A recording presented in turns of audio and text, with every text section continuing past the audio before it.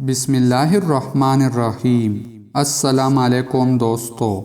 جناب رسول اللہ صلی اللہ علیہ وآلہ وسلم نے ارشاد فرمایا، جس نے کھانا کھا کر یہ دعا پڑھی، الحمدللہ الذی اطعمنی ھذا الطعام ورزقنیہ من غیر حول منی ولا قوت، جس کا ترجمہ ہے، تمام تعریفیں اللہ تعالیٰ کے لیے ہے جس نے مجھے یہ کھانا کھلایا اور میری کوشش اور طاقت کے بغیر مجھے یہ نصیب فرمایا، تو اس کے اگلے پچھلے گناہ معاف ہو جاتے ہیں۔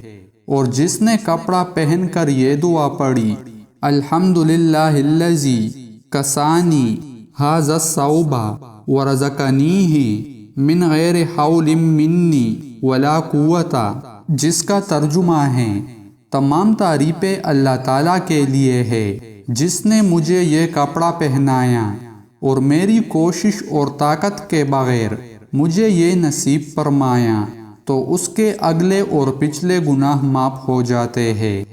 دوستو، مزید اسلامک ویڈیوز دیکھنے کے لیے ہمارے چینل کو سبسکرائب کریں اور ویڈیو کو لائک اور شیئر کریں۔ جزاک اللہ۔